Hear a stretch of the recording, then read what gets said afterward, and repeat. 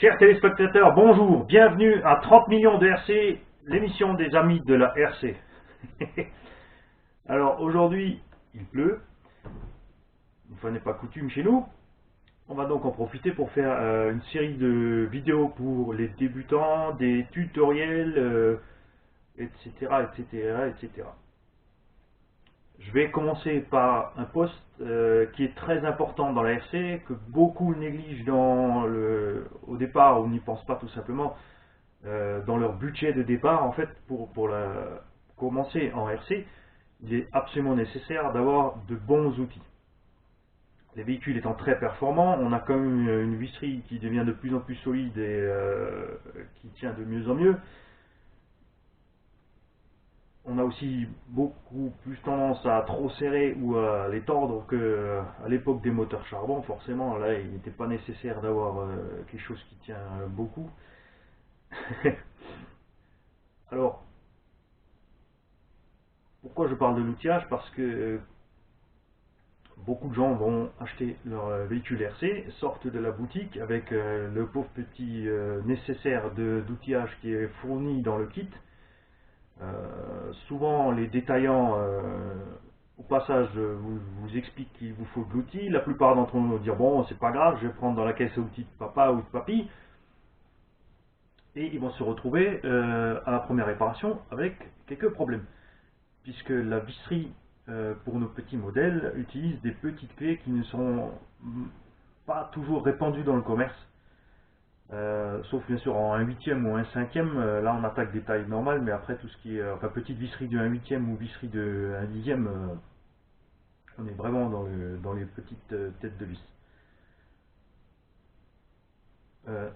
La plupart des RC du marché actuel utilisent des vis à 6 pans creuses, qui sont très bien parce que le 6 pans a un bon grip au niveau de la tête du tournevis pour serrer ou desserrer.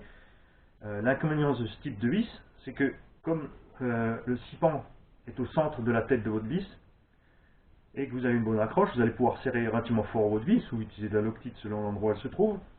Au moment de desserrer, vous allez avoir le couple pour desserrer qui va être répercuté au milieu directement sur le filetage, et la tête de votre vis qui, elle, va accrocher à votre plastique, ou surtout comme c'est le cas sur les châssis alu, donc à l'aluminium, va vous empêcher de desserrer la vis, puisque vous allez forcer au milieu et la vis va tenir en fait sur le périmètre de la tête de vis.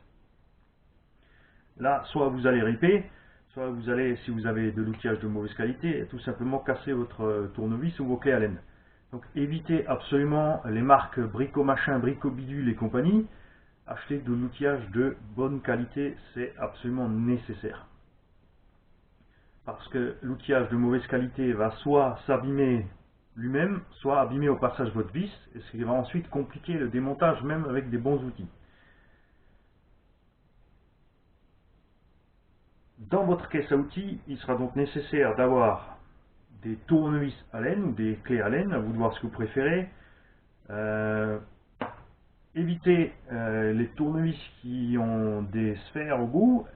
Ça peut être pratique dans certains angles, mais uniquement une fois que la vis est desserrée. Les tournevis qui ont des Allen qui ont des sphères ou des boules au bout ne peuvent pas être utilisés pour serrer et desserrer comme il faut, puisqu'ils sont à un endroit beaucoup plus fin.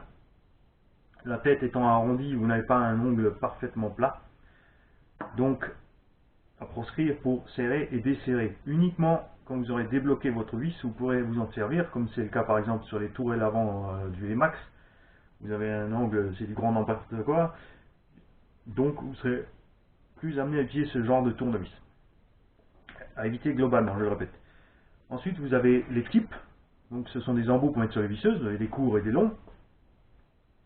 Si vous utilisez une visseuse, là aussi, préférez une visseuse sur laquelle vous pouvez régler le couple de serrage.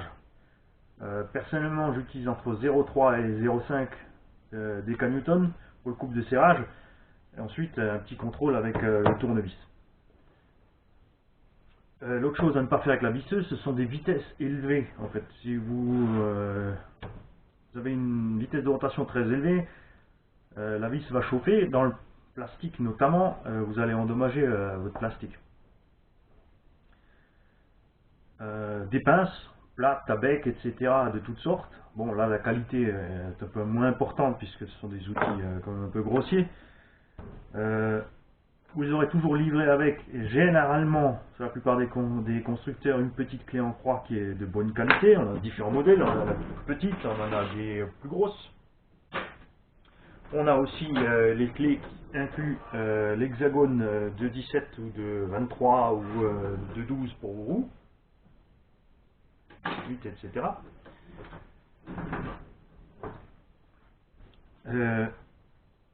À toujours avoir avec. Si vous pouvez en trouver, n'hésitez pas à prendre des clés plates de 4 à 10 mm. Il sera nécessaire chez certains constructeurs d'avoir même des impairs, à savoir la clé de 9, qui n'est pas très répandue, mais qui est utilisée pour les pivots de tête d'amortisseur en 1/8 sur certaines marques. Parmi les incontournables que beaucoup n'ont pas dans la caisse à outils, le chasse. Pourquoi est-ce qu'il faut un chasse? Bien sûr pour sortir les axes, mais surtout lorsque vous avez endommagé le sipan creux de votre vis, vous n'arrivez plus à utiliser votre outil pour sortir votre vis. Prenez un chasse et l'autre incontournable de votre caisse à outils, un vrai marteau. Je ne parle pas de marteau jouet de 100 grammes et compagnie, je vous parle d'un vrai marteau de mécanicien pour pouvoir mettre un bon coup sur la tête de la vis. Assurez-vous bien sûr à ce moment-là d'avoir calé votre véhicule comme il faut pour ne pas aller endommager quelque chose sur votre véhicule au moment où vous allez taper sur votre vis. Avec le chasse, vous pourrez refaire l'empreinte de votre sipan, puisque la tête de la vis va tout simplement s'écraser. Et vous pourrez ensuite utiliser votre tournevis ou votre clé Allen ou votre type pour réussir à débloquer votre vis. Si cela ne fonctionne pas, la technique principale pour débloquer une vis est d'utiliser, si vous en avez un Dremel avec un disque de pas trop grand diamètre pour ne pas endommager votre châssis. Vous allez pouvoir fendre la tête de vis en deux et utiliser un tournevis plat et de cette façon appliquer une force sur le périmétrique sur la tête de vis. Donc là, il est rare qu'une vis, dans ce cas-là, en RC du moins, vous résiste. Si vous avez utilisé de la Loctite ou le constructeur, que ce soit de la bleue ou de la rouge, et que la vis va vraiment dure, là il est absolument nécessaire de chauffer. Certains le font que faire à souder, mais pas très pratique. Ce qu'il vous faut, c'est un petit flamme-gaz en fait, donc soit de chez Butagaz ou autre. J'en ai un ici, je vais vous le montrer.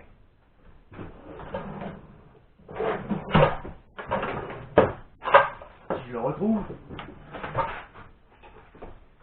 Le voici.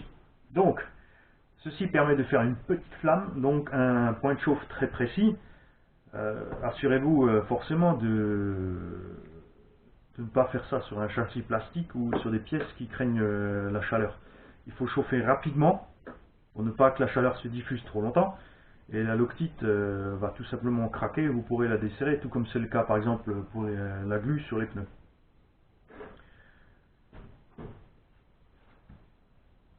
L'autre outil à avoir avec vous, donc,